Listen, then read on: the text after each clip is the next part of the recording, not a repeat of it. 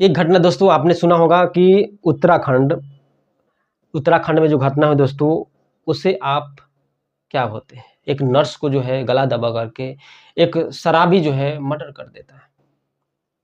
इस कहानी में जो मैं सुना रहा हूँ ना, बहुत माने हमारे देश में हो क्या रहा है।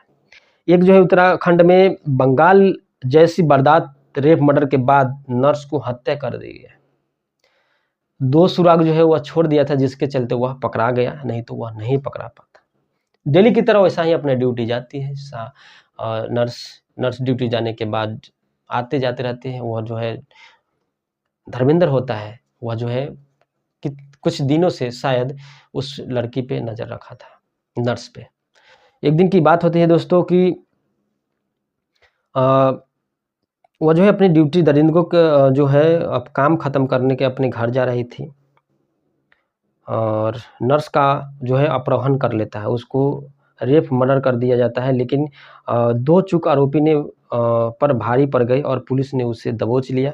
पश्चिम बंगाल में ट्रेनी डॉक्टर के साथ दरिंदगी के बाद देश उबल रहा था, वहीं उत्तराखंड में भी नर्स के साथ वारदात जो ऐसा मामला सामने आया है। जो आरोपी हैवान ने जहां डॉक्टर बिटिया की गर्दन की हड्डी तोड़ी, वहीं पे उत्तराखंड में नर्स को गला दबाकर मौत के घाट उतार दिया दोस्तों। ये हो क्या रहा है, पुलिस कस्टडी में चेहरे पर काला कपड़े ढके उत्तराखंड में पापी दूसरों को जिंदगी देने वाली नर्स को जिंदगी छीन ली।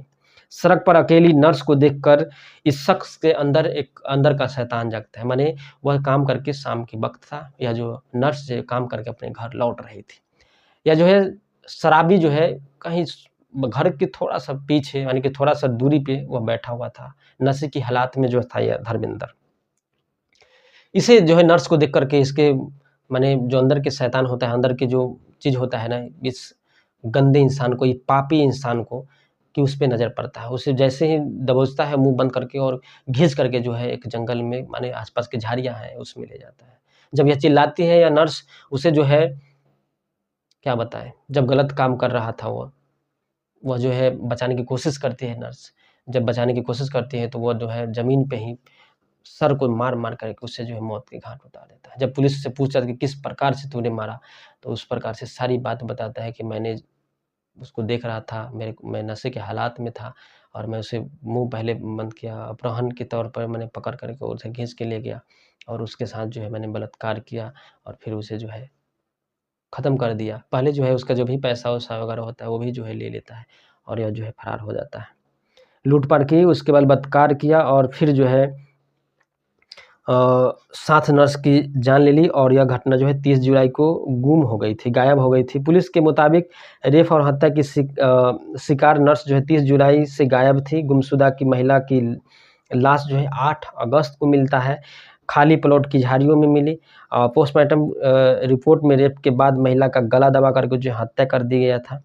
सामने आया, जाँच में पता चला कि नर्स रुद्रपुर के निजी हॉस्पिटल में नौकरी करती थी। पुलिस ने जाँच आगे बढ़ाई तो हॉस्टल से महिला के लौटते हुए सीसीटीवी कुछ तस्वीर सामने आई। इसके बाद सीसीटीवी फुटेज और मोबाइल सर्विलांस के जरिए पुलिस ने आरोपी धर्मेंद्र को जो है गिरफ्तार कर लिया। कैसे हुआ? रेप करने के बाद जो है वह मर्डर किया है और भाग जाता है। पुलिस के मुताबिक मजदूरी करने वाला धर्मेंद्र नशे में था। उसने बस स्टैंड से नर्स को अकेले देखते हुए उसको जो है पीछा कर दिया था। पीछे-पीछे जो है आता है, जब तक वह घर पहुँचते पीछे से उसका मुँह दबोचकर उसे जो झाड़ियों में ले जाता है। नर्स विरोध करती है, फिर जो है सिर पटक कर मार दी जाती है दोस्तों।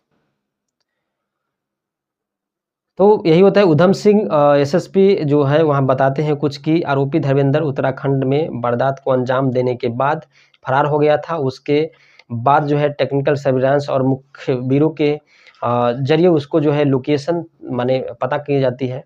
उसके बाद जो वह राजस्थान पहुँच जाता है, उसके बाद पुलिस जो है धर्मेंद्र को राजस्थान से धर जबरता है। इस पे जो है दोस्तों आप क्या कहना चाहेंगे? दिन पर दिन जो बढ़ते जा रहे हैं, हमारे देश में जो है प्रतिदिन 100 से 90 जो है रेप होते हैं और लड़के को जो है मार दिया जाता है। इस घटना से आपको क्या सीखने को मिलता है? हमें तो बहुत दुःख हो रहा है कि एक ऐसे कानून आने चाहिए कि जिससे जीवन में कभी किसी लड़की की आँख उठा के ये लोग ना देखें। आपने देखा ना कि 4-4 घटना हो गए, कोलकाता हो गया, मुरादाबाद हो गया, अभी जो है बदलापुर हो गया, अभी जो है उत्तराखंड की मैं कहानी सुना रहा हूँ।